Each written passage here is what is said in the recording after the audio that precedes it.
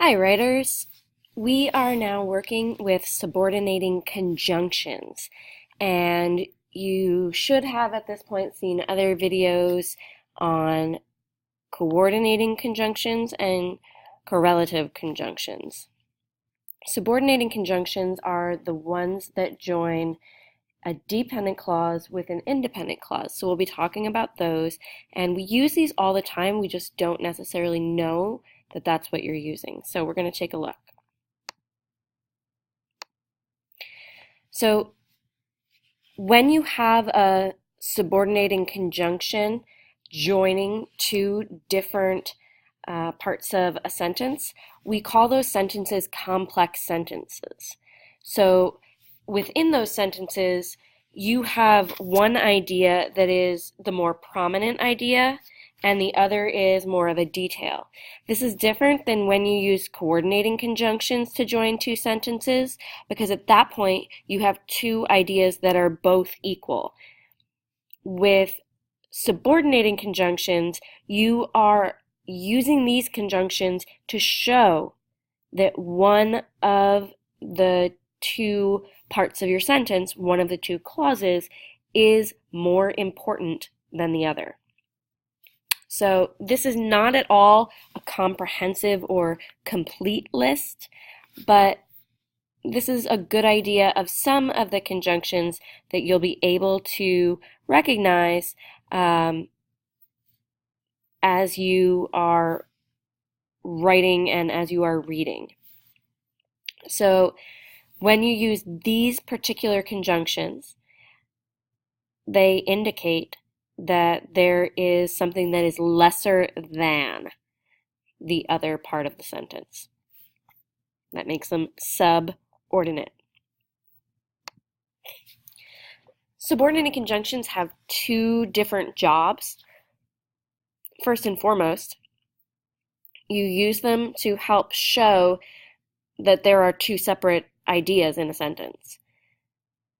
Here we call that a transition between two ideas in a sentence. Subordinating conjunctions show time, place, or cause and effect relationship often. They're not the only things that you'll see, but here are some examples here. Louisa will wash the sink full of her dirty dishes once her roommate Shane cleans the bathroom sink. Here you're seeing once being the idea that is based off of whether he cleans the sink. Then she will wash her dirty dishes. So she is going to do this, but it is dependent on Shane cleaning the bathroom sink. We looked on top of the refrigerator where Jenny will often hide a bag of chocolate chip cookies. This is showing us where we looked. And the basic point is that we looked on top of the refrigerator. For what? This extra part here lets us know what we're looking for or where we're looking and our reason being for that. Because her teeth were chattering in fear, Linda clenched her jaw muscle while waiting for her turn to audition. This is why she clenched her jaw muscle. So this one's answering a why. These are some of the things that subordinating conjunctions do. They show these transitions. The second job that they do is they are pointing out which of the two clauses is more important. The clause that has the subordinating conjunction is the dependent clause. The other clause, the one that doesn't have the subordinating conjunction, that one is going to be the main clause. We also call that the independent clause in the sentence. Let's take a look. As Samson blew out the birthday candles atop the cake, he burned the tip of his nose on a stubborn flame. The main clause, or the main point, you could almost say, of the sentence is that he burned the tip of his nose on a stubborn flame. That's the gist that you want to get across. As Samson blew out the birthday candles atop the cake, that is an added detail. It's telling you when this happened, when he burned his nose. It's also letting you know that the more important thing to get out of this sentence is that he burnt his nose. The blowing out the candles is the detail. As is the conjunction there, the subordinating conjunction that you need to know. Ronnie begins to sneeze violently whenever he opens the door to greet a fresh spring day. The subordinating conjunction is whenever. That lets us know that the dependent clause or subordinating clause comes second in this sentence. So wherever you find the subordinating conjunction, that is going to start your subordinating clause or your dependent clause. Even though Dana persevered at the calculus exam, she was only adding another F beside her name in Dr. Armour's grade book. So here, even though is our subordinating conjunction. And you're thinking, wait, that's two words. Subordinating conjunctions can be multiple words. Sometimes they can even be like 3 different words. In order that is one of those examples. Again, these are just some examples. They're not a complete list. So, your job is now to give this a try. The sentences that you are going to have here, there's going to be 3 of them. They're not punctuated appropriately, and they don't have the conjunction highlighted or bolded, if you will.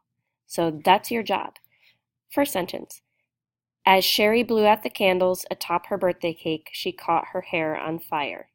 You have to decide where the subordinating conjunction is, and that will let you know which clause is more important.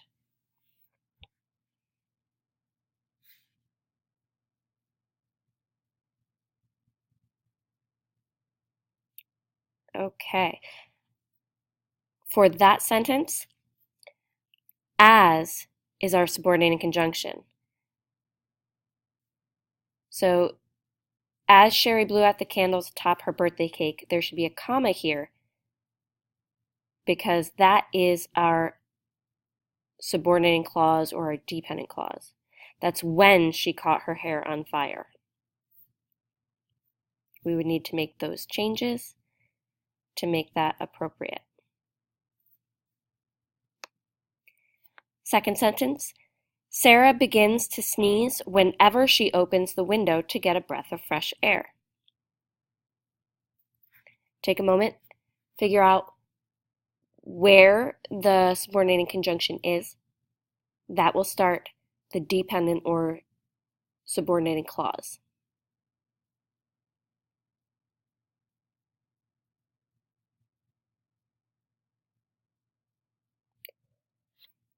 If you said whenever was the subordinating conjunction, you are correct. So the overall idea here is that Sarah begins to sneeze. Whenever she opens the window to get a breath of fresh air, that is telling us when she begins to sneeze. Whenever. So the dependent clause starts with whenever. One of the things that you'll notice about many, not all, many dependent clauses is that if they come at the beginning of a sentence, you need a comma before you start the independent clause. But if they come after the independent clause, you don't need to put a comma there. The only way that you would is if the independent clause continues around the dependent clause. We don't have examples like that in here because this is just the basics, because we're really looking for these conjunctions. Last one. When the doorbell rang, my dog Skeeter barked loudly. Find the subordinating conjunction. Decide whether you need to add some punctuation.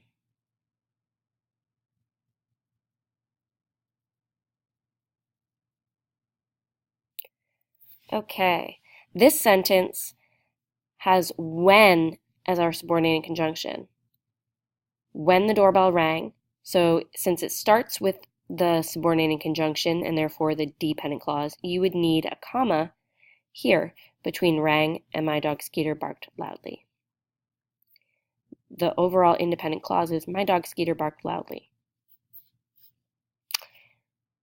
If you're doing this, you're doing a pretty great job. So thanks for tuning in.